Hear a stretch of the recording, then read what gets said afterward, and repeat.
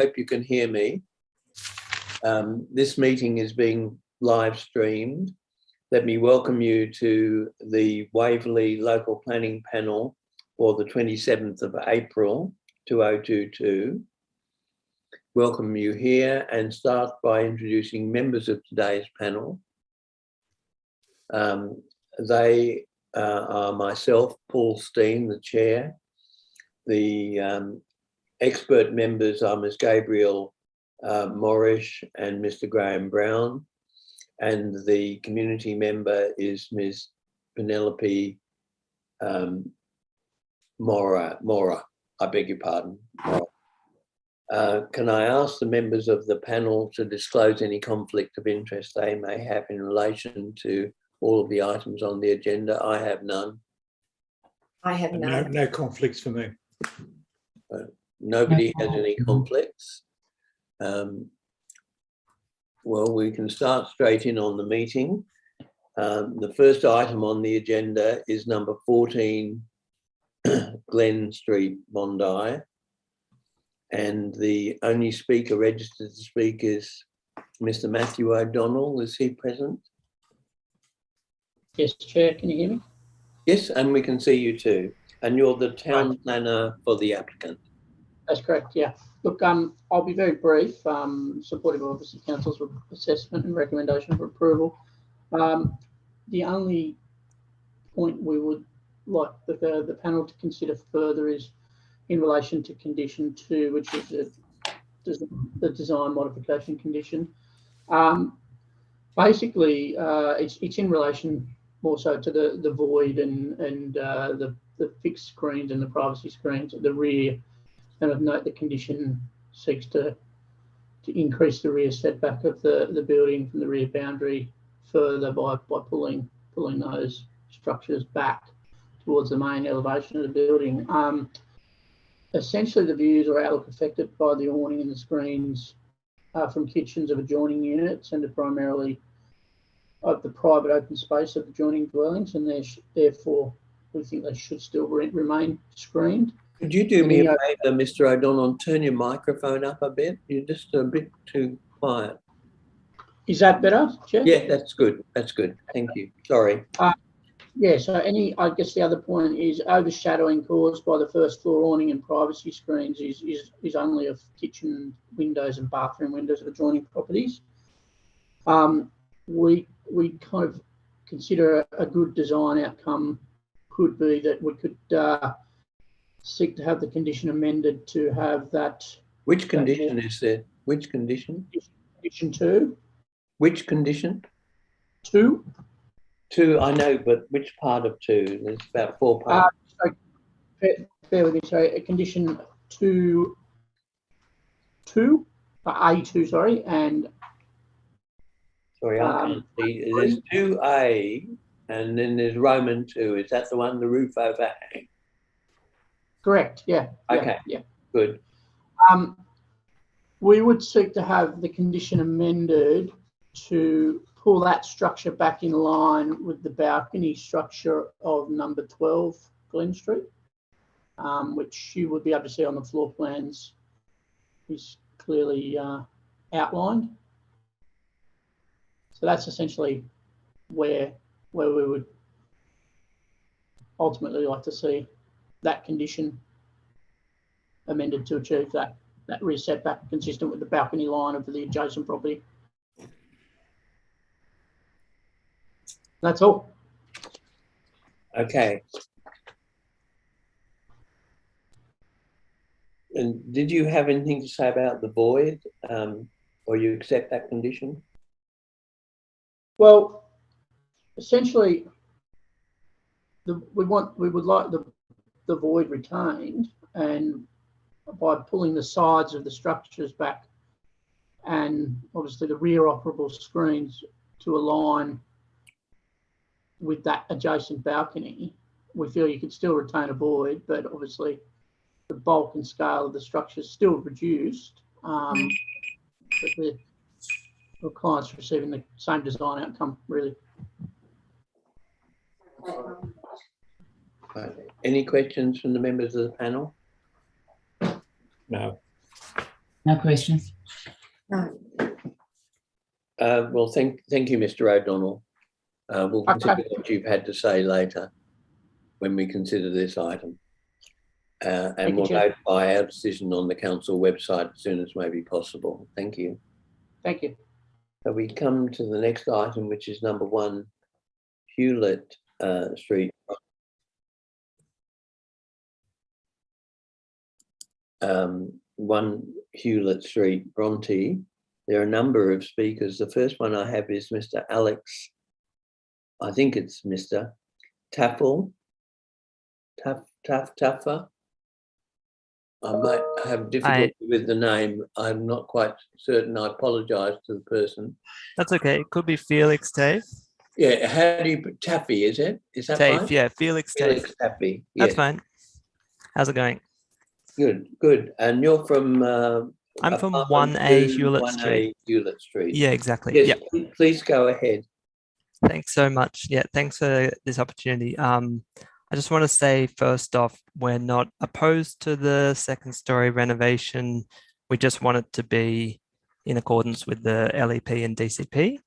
Yeah, I'm just speaking today because the proposed additions, specifically the height and the footprint of both the garage and the second story, significantly impact our light inside our place and living spaces and the visual amenity. So yeah, we only receive direct light from 1 window on Hewlett Street and 2 windows, one of which is the bathroom on the side of our flat. All of these would be impacted by the proposed development. We can't actually quantify the impacts because the shadow diagrams don't have enough information. They don't show the impacts on our windows. And they also label our building, which has 4 units, as a 2-story house, which I think is quite different to, yeah, 4 units as it is. And separately, there's some issues around the placement of the garage right on the footpath instead of being set back. All of this is in my submission, but I wanted to speak to make it clear that the amended plans do not alleviate any of the impacts, nor do they correct the shadow diagrams. And yeah, my neighbors in the building have very similar concerns around the impacts on light and amenity in the living spaces. Yeah, that's all I wanted to say. Thanks for your time. Thank you, Mr. Taaffe. Are there any questions of this gentleman from the panel? No. No questions. Thank you very much. Thanks so much. Now, is Mr. Tony Moody there? Yes, Chair, Tony Moody here. Yes, and you are acting on behalf of the owner of 14A Palmerston? Correct, Chairperson. Chairman, there's to the south, immediately to the south and downslope. Yes, yes. And we got a late submission from you this morning with some more shadow diagrams, so we've had a look at that. All right, thank you. Yes, or off you go. All right. Chair and panel members, can I just firstly say this is not, in my considered opinion, alterations and additions.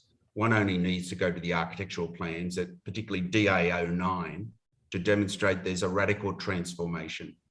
I do not have to explain to the panel members the consequences of such a misdescription. Based on Koori versus Hunters Hill, I'm strongly the opinion it's a new development. Can I also add, there's a proposed rear elevated deck. There is an existing small elevated deck in the rear yard as per the survey plan. This deck was somewhat further away, is 1.5 metre higher than the existing deck.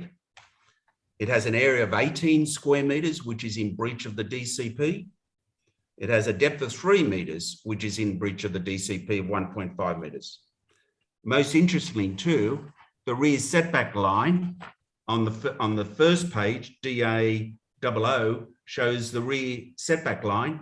This deck, which is adjacent to or attached to the dwelling, will be in breach of the rear setback control. And the deck is 0.8 metres above the top of the fence. Thus, my clients will face the prospect of a significantly higher deck, of excessive area and excessive depth.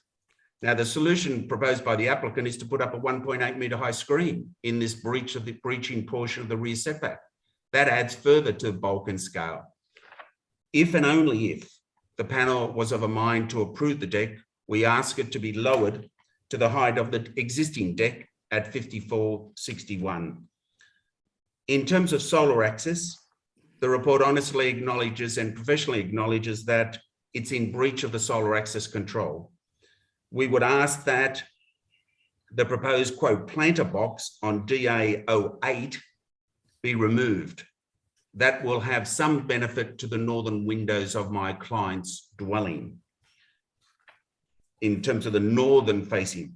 However, the private open space, my clients will suffer complete and utter removal of all northern light, and that's confirmed in the report. I don't believe the justification of merely complying with the building envelope controls is sufficient to justify an obliteration of their northern light to their private open space area. I asked that, and this was a matter pressed in my original submission, and I asked that a condition be imposed that amended plans be provided if the panel was of a mind, requiring 50% of the rear private open space for 3 hours at midwinter. In other words, modify the rear elevation, push it back, lower it to achieve compliance with the DCP. Thus, I again seek removal of the planter box on DA07, lower the deck to as existing 54.61, and a condition requiring the amended rear elevation to be modified to achieve sunlight to 3 hours at midwinter. Thank you very much, panel members. Thank you, Mr. Moody. Any questions from the panel? Yes, I do actually have a question, Chair, through you. Yes. Mr. Moody, I'm just wondering, in terms of the people that you're representing at the adjacent southern property, if the screen was treated differently on the terrace and actually became something that a screen that sat in a planter, so it's moving the viewer back from the opportunity to view and therefore could be lower, would you consider that that might be a reasonable proposition to address some of their concerns? It helps, but it doesn't ameliorate the fact that it's sitting much higher and in clear view, and it's a 0.8 metres high above the existing fence. We sincerely ask that it has to be lowered with the measure that you have also proposed. Thank you. Any further questions of Mr. Moody? Well, thank you, Mr. Moody. Thank you. Thank you for your submission. We'll move on to the next speaker, who is Anthony Betros. Mr. Betros present? Good afternoon, panel. Hello, and now just for the record, you're the town planner representing the applicant. That is correct. Yes, please go ahead. Thank you for the opportunity to speak before you this afternoon.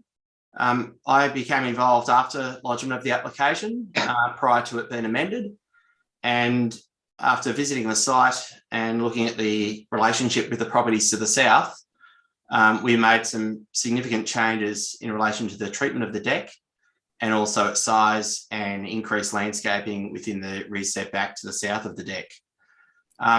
As you may have seen from a site visit, it's a single-storey house presentation to Hewlett Street. So when we're talking about an elevated deck, it's in fact a deck at ground level with the street, but because of the extreme slope of the site to the south, it then becomes elevated. At the moment, the existing deck receives no sunlight that is on the site.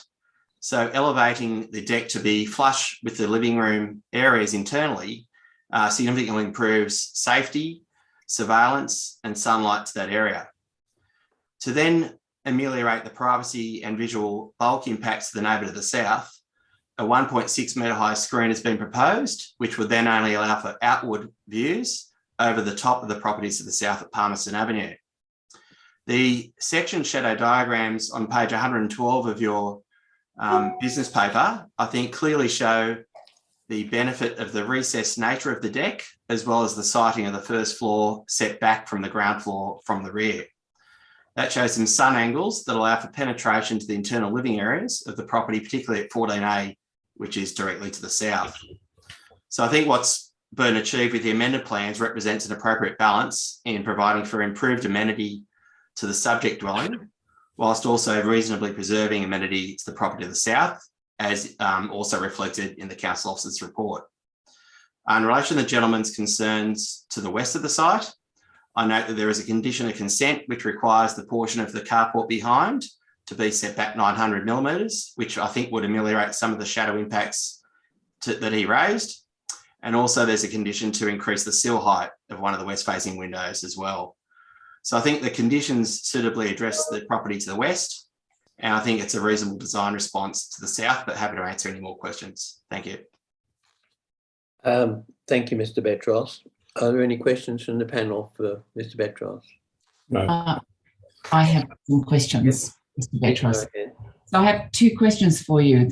The first one is the same question that I asked Mr. Moody in terms of dealing with the problem associated with the screen on the terrace, because I hope you'd agree with me, it's not wonderful for the people in or your clients in that property to come out onto a deck that then basically has almost a full enclosure by a privacy screen. Had you contemplated, or would you contemplate, actually creating a curved screen that set off from that effectively gave that sense of enclosure and privacy, but was done in such a way that it moves the viewer away from the screen? So that means, therefore, potentially the screen could be lower than is put forward in this proposition and still stop downward viewing, but soften the impact by having landscaping between the screen and the actual terrace.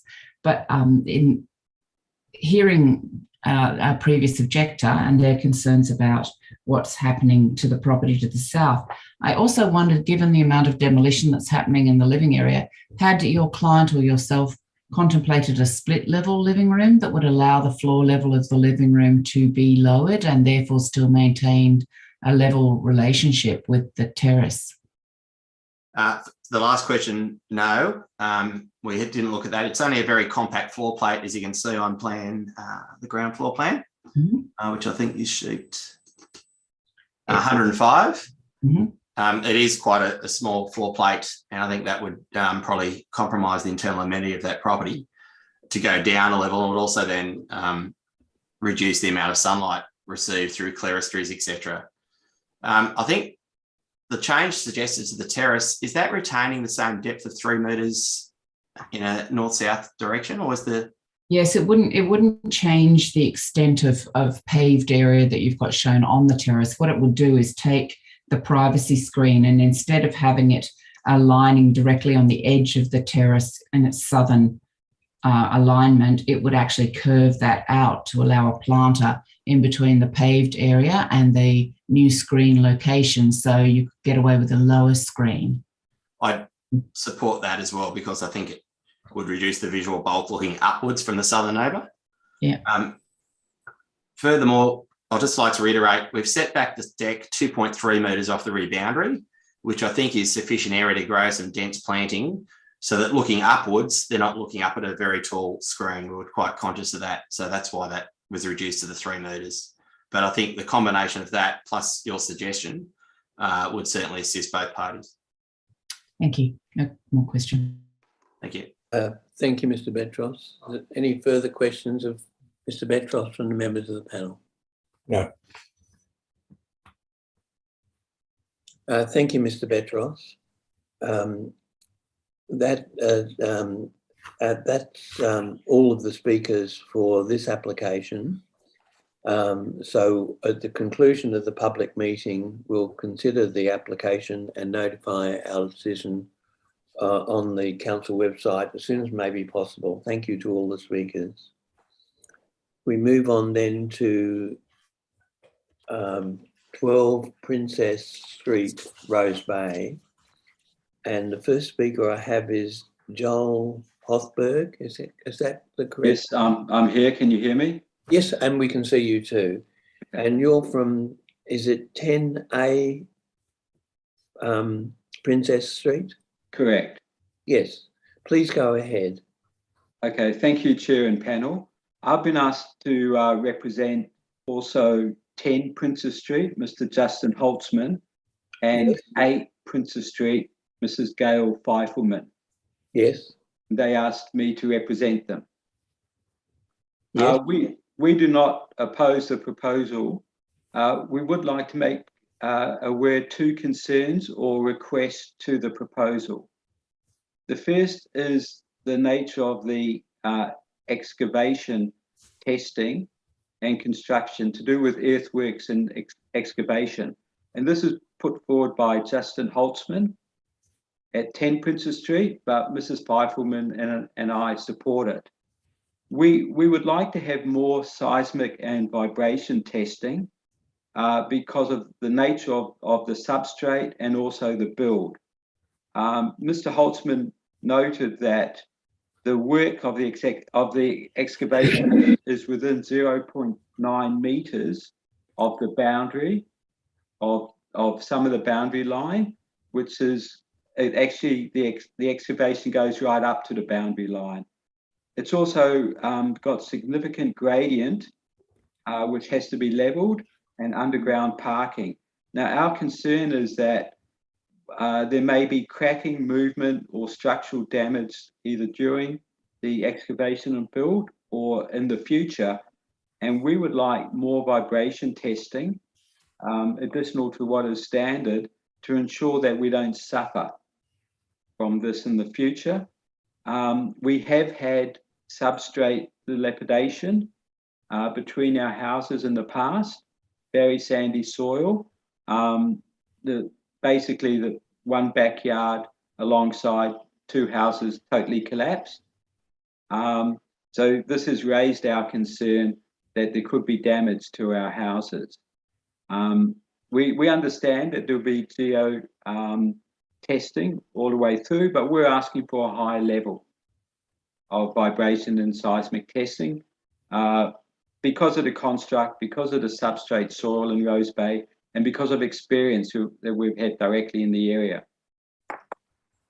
That was from Justin Holtzman. The second point that I'd like to talk to is from myself and Mrs. Feifelman. It's visual privacy. For myself, the back of the 2 houses proposed at 12 Princess Street, which is the northern rear gardens, have terraces on the ground floor with floor to ceiling glass slide windows and windows on the bedrooms on the first floor. Now, in particular, my house, the front of my house, 2 levels, will look directly at a slight angle, but directly into their windows. It's not depicted on the plans, but I have 2 balconies. I have a balcony on my first floor and a balcony on my second floor. Those balconies are the whole length of my house. The first floor balconies is my whole living room, dining room views, and a toilet. And the top is all bedrooms and a main bathroom. There's no real visual protection from both those levels. They look into me and I look into them. The request is there anything that can be done to increase visual privacy between both of us? I'm not sure if it would involve screening or less panes of windows on the first floor or the sill heights. I'm not an expert, but there will be a degradation of visual privacy between us. We'll have a look at that. We'll have a look at that. And the final point, sorry, is from Feifelman at number 8. That on her first floor level, her windows will look straight across the open space between 10 and 10A into the side windows of 12 Princess Street. So her upstairs windows on her eastern side will look straight across to the western side of 12 Princess Street. And she too has asked me to forward a concern about visual privacy. All right. If that's understandable to you. Okay. Yes. Are there any questions from the members of the panel? to this gentleman? No questions. Thank you very much, sir. The next speaker is Bob Myerson, the architect. Is Hi, he Chair. present? Thanks for your time. I'm just here with Lee Cosnetta, the planner, just to Yes. answer any questions that the panel may have. Right. Would you like to respond to what was just said by Joel on behalf of himself and his neighbours? Sure. Or Lee, would you want to go? Yeah, good afternoon, panelists. Thank you.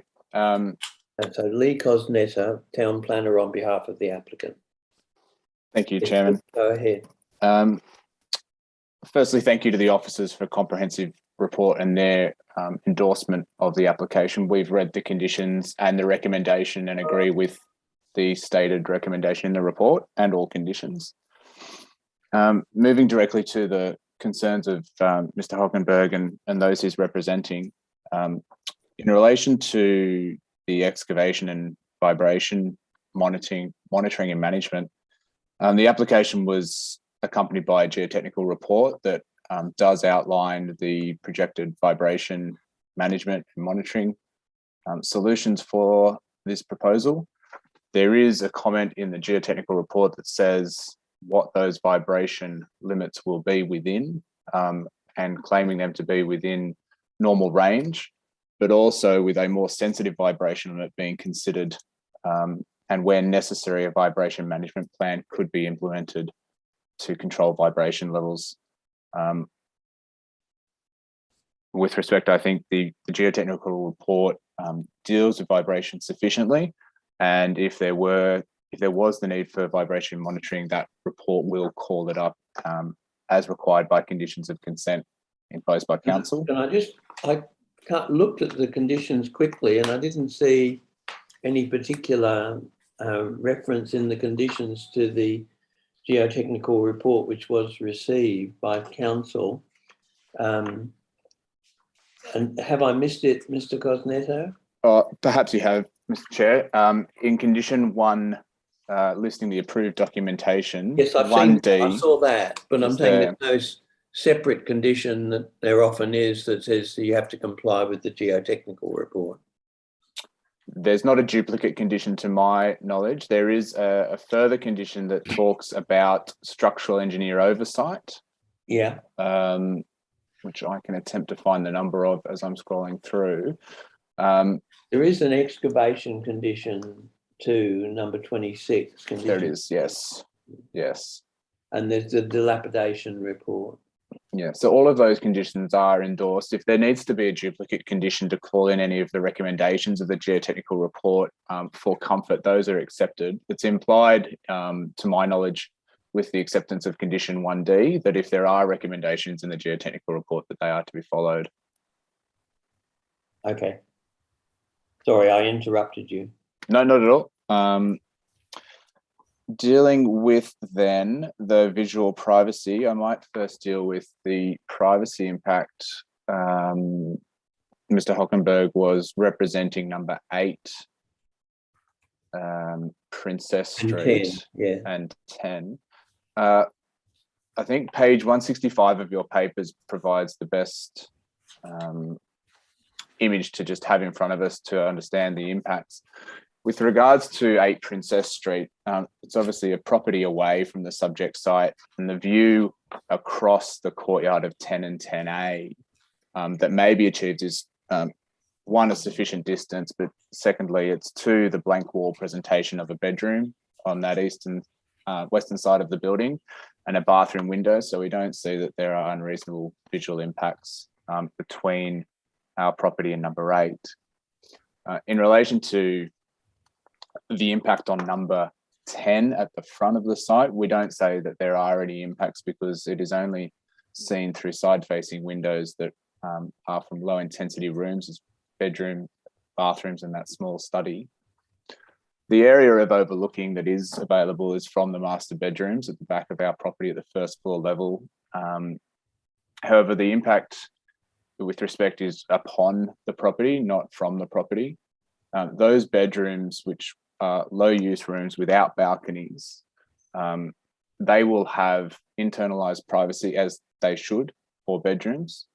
And they are overlooked by 2 balconies from the adjoining property that have no form of visual privacy amelioration. So there won't be a privacy impact clause upon the neighbours in our view, but there is one that we'll need to deal with from our side. There is also substantial landscaping proposed in the courtyard section along the boundary, the western boundary, as well as the eastern, including a lily-pilly hedge and a substantial native tree.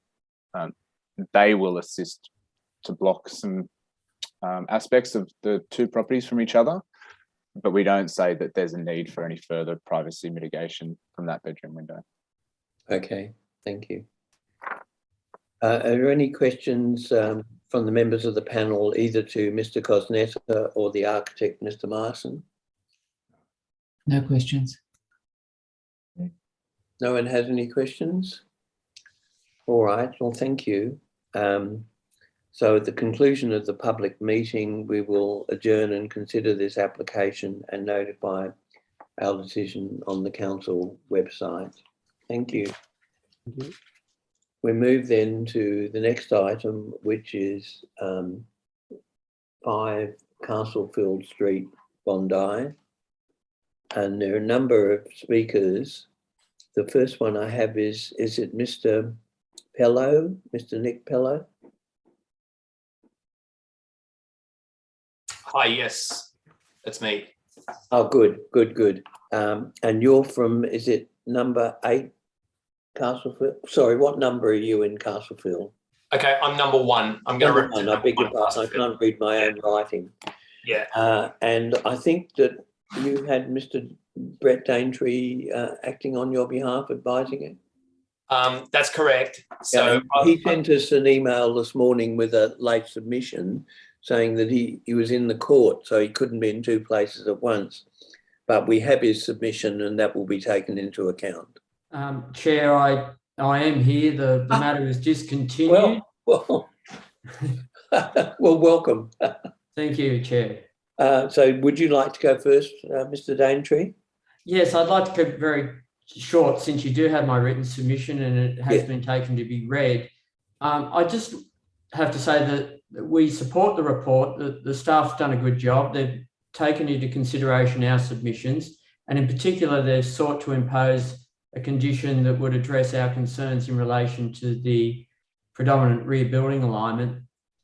The only disagreement I have with the condition is it seeks to measure the rear alignment from the protrusion of the bay window rather than the rear wall of the house. And I say that the rear wall of number 3 is the rear alignment, not the bay window, which is actually a recessive element in the rear facade. That is shown in the report. I would take the panel to page 194, the aerial photo. That shows the juxtaposition of the relevant properties, and it's very useful. I would also then take the panel, as in my written submission, to page 201, which discusses the predominant rear building line, and the condition at page 212. In my late correspondence, I asked that the condition be reframed such that it's very clear and the reasons for the imposition are clear as well. And I'm happy to be asked any questions about that as the panel might think fit. Thank you, Mr. Daintree. Are there any questions of Brett Daintree? Not for me, thank you. No questions from me either. No. I think the late submission is clear, so thank you, Mr. Daintree.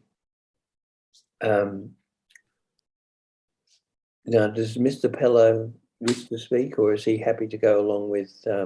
Yes. So it's a bit confusing. Sorry, Brett just represented my wife, my spouse, who owns number 3 Castlefield Street, and I actually own number 1 Castlefield Street. Right. So I'd like to speak on behalf of number 1, if that's okay. Yeah, please go ahead.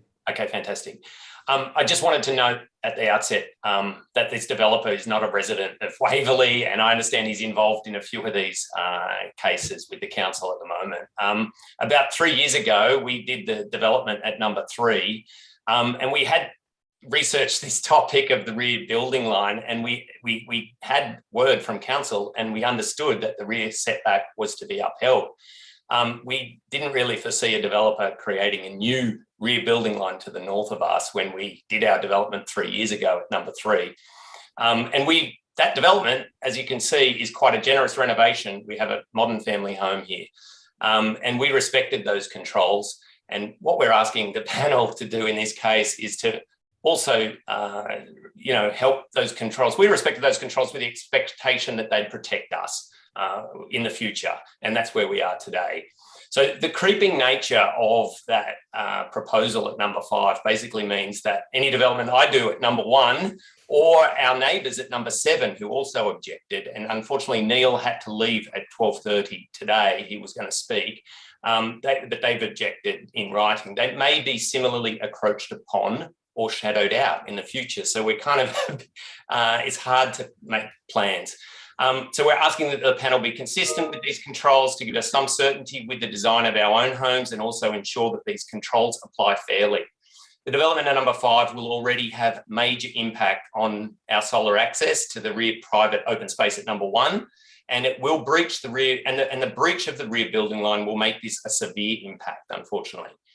So number 7 has objected, and also this is purely a case, as far as I can see, of our amenity being sacrificed for the benefit of private profit of the applicant. We don't see public interest in having the rear building line breached like this, and I only see local residents such as number 1, number 3, number 7 actually bearing the cost. Thank you. Thank you, Mr. Pello. And so you're just telling me that Mr. McVeigh at number 7 had to leave. He couldn't wait any longer. Unfortunately, we were scheduled, and then, yeah. Okay, I understand his position. Okay, thank you. So we come to the applicant speakers. The first one is Mr. Gavin Ning. Is the town planner present? Hi. Hello there. And you're the Hi, town planner on behalf of the applicant. Yeah, that's correct. Please go okay, ahead. so look, we'll get stuck into it. So I mean, the first one's the predominant rear building line. So I guess what we're requesting is that we don't only consider number 3 and number 7 when we're establishing the predominant rear building line. So if you look at part 2.2.1 of the DCP, figure 6, which talks about the predominant rear building line, they use up to 5 different dwellings to establish that building line. So the question is, why are we using number 3 and number 7 to establish the rear building line in number 5? And out of all the ones that you can pick in the street, 3 and 7 are probably the worst. And the reason being, number 7 is significantly underdeveloped. It's got an FSR of 0.58 to 1, which is well under the permissible 0.8 to 1. And then number 7 is totally undeveloped. And they have actually advised that they do intend on creating addition at some stage in the future. And just regarding solar access, we actually comply with a minimum 50% to the required private open space. And after council's RFI, we've actually reduced the first floor by 2 meters and dropped the wall height by an extra 500 mil. So that's going to provide further solar access for the adjacent dwelling at number 3, which is directly south.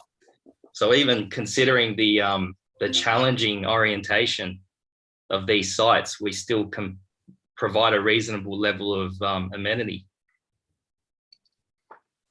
Yes. Yeah. So I mean, and that just I've kind of looked at solar access and rear building line, and I think there was a concern about view loss. So I'm assuming we're talking about the view loss to number 3.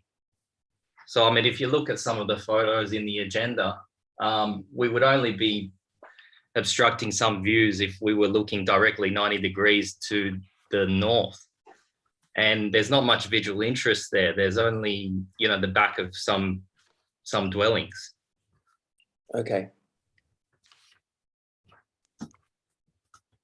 And I think finally there was some heritage comments in the RFI about like a box gutter detail, concerns about flashing details and that sort of thing.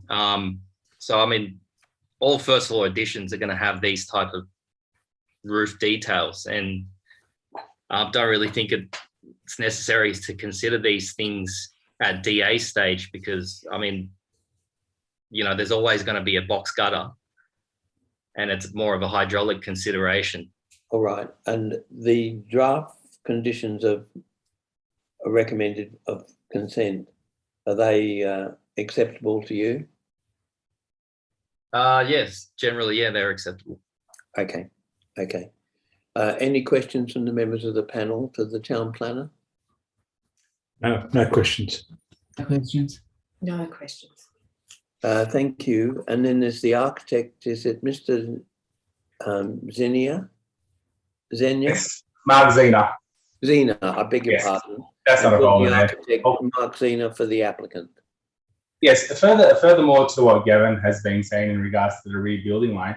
So as what Gavin was saying in regards to the DCP, it does stipulate that you can actually take up to 5 adjoining properties on either side to get the rebuilding line.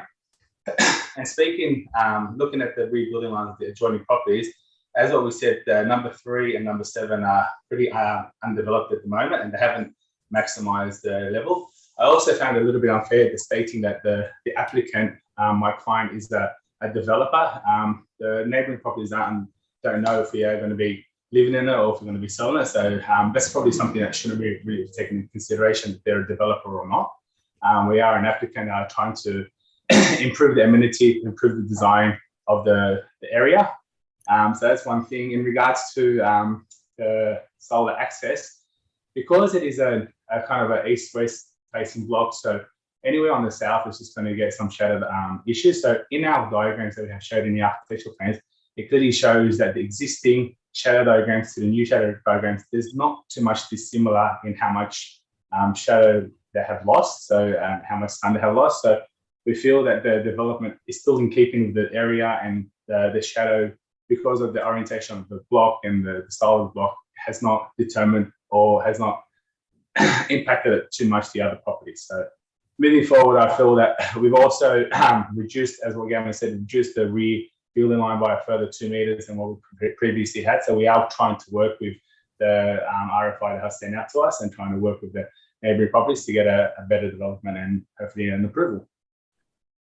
Thank you, Mrs. Zeina. Oh, sorry. Can I just say one thing? I've just noticed. No. You don't interrupt. What did you forget to say something, Mr. Nung? Yeah. So just about the objection to the draft conditions. Well, we'll come back to you in a moment. Then. Okay. Just hold on. We can only deal with one person at a time. Are there any questions from the members of the panel of the architect? I think Ms. Morris had an issue. No. The highlight window? Yeah, initially I did, but we clarified that with our town planner, so I don't have that question anymore. Yep. But thank you. Does anybody have any questions for the architect, or we can come back to the town planner? No? All right. Now, back to Gavin. What was the issue on the conditions that you had? Yeah, so the argument about the rear building line, just noticed that condition requires us to bring it back in line with number 3. So obviously we've already cut it back by 2 meters. So we just request that the panel consider it as proposed and delete the condition that requires us to. Now, which condition is it? Do you have that in front of you? Yeah, that would be condition 2. Which part of it? No, part A. 2A? Yep. Not to extend beyond the rear alignment of number 3 Castle Field. Is that the one? Yes, correct. Okay. I'll make a note of that. Yeah, thank you. Okay. Well, thank you to the speakers. Does the owner, Mrs. Yeo, wish to speak? I'll take that as a no. Sorry, I was dealing with them. My name's Bo Zhu. Thank you, Chair and panel members. Thanks to our neighbours for the submission as well. I just wanted to say that I do intend to move to Bondi, currently living in Lower North Shore. Got 2 children. The reason why we wanted to design it this way is to really fit for our lifestyle. I work from home, so the house was designed with that in mind, to sort of fit to children and myself, my wife, and working from home. So I was trying to design a family home in doing this. I don't really have anything technical to say, so thanks for listening to me. Okay, thank you for your address. Well, at the conclusion of the public meeting, we will consider this application and notify our decision on the council website. We can move on then to the next item on the agenda, which is 2 Park Parade Bondi. There are no speakers registered. In that case, we'll pass over and consider the application later. The next item is number 9A Wonderland Avenue, Tamarama. Again, there are no speakers registered, so we'll pass over that matter and consider it later. And then there's the last item, 51 Mitchell Street, Bondi Beach. And we have Mr. Brian Myerson and Mr. Lee Kuzneta. Who wants to go first? I'm happy to go first, Chair. Yes, Mr. Kuzneta. Thank you, panelists again. Thanks once again to the officers for a comprehensive report and their engagement during the assessment of the application. It's allowed us to make some modest refinements to the amenities of the building in response to the Design Excellence Advisory Panel. It's of course very pleasing that Council's report commends the architect's approach to providing additions to this interwall flat building. I'm confident that this design sets a really high standard that will hopefully be used as a catalyst to improve the surrounding buildings in a similar way. We've also been very fortunate to have clients in this building that embrace the incentive opportunities for affordable rental housing, offering 2 high quality units for low rental housing for 15 years. Noting the FSR uplift for the building in this development is only just over 20%, which is the bare minimum allowable under the SEP, rather than seeking anywhere near the 50% uplift available. That's allowed the development to overwhelmingly comply with the DCP building envelope controls, inclusive of the wall height controls, and the development sits more than a story under the height standard. We obviously endorse the recommendation by council officers to approve the proposal, and we don't seek to challenge any conditions of consent.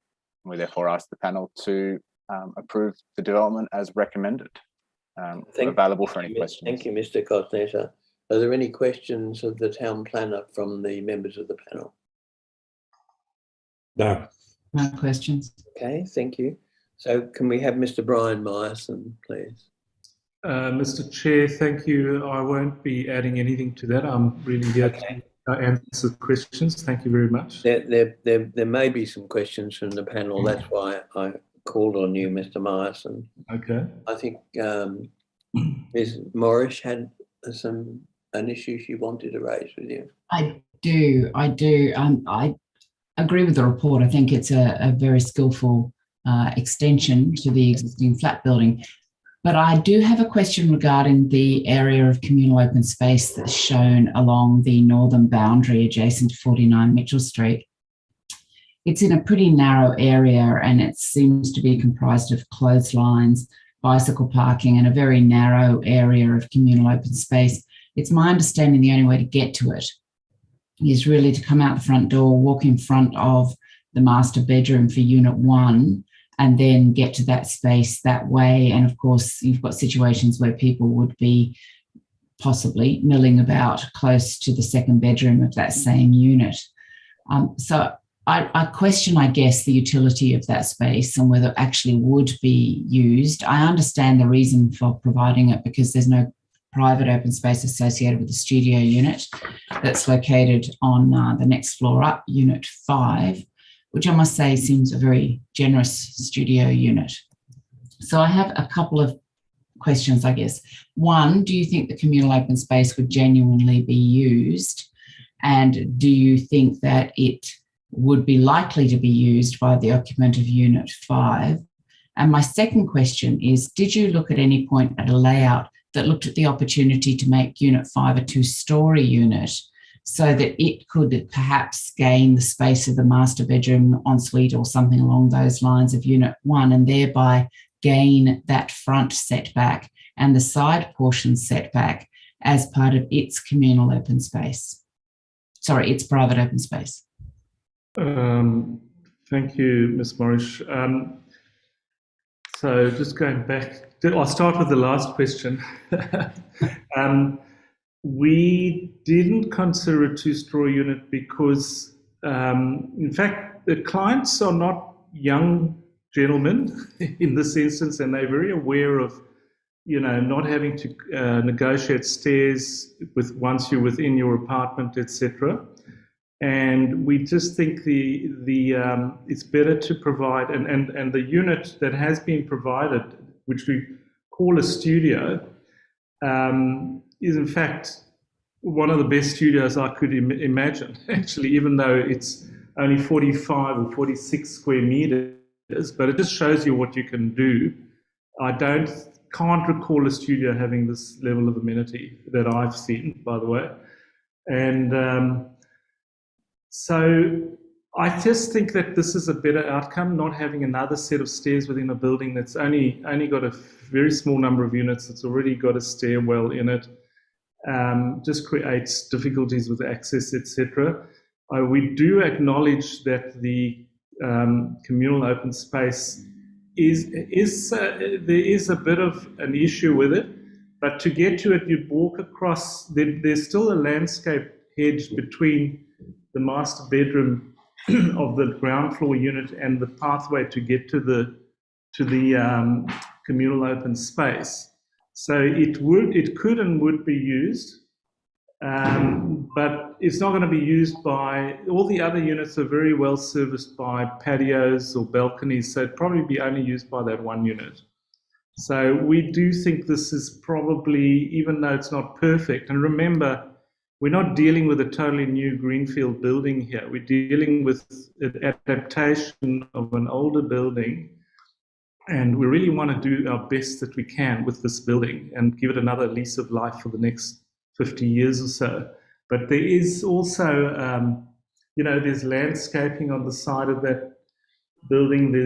We've got to detail the windows of that bedroom that does look out onto that area, and we think we can successfully achieve this with some more detailed design. Okay, thank you. Thank you, Mr. Myerson. Are there any further questions of either the town planner or the architect in this? No, thank you. Okay, well, thank you to all the speakers. I can close the public meeting very shortly, and we'll adjourn and come back and deliberate on each of these applications and notify our decisions on the council website. So I'll close the public meeting at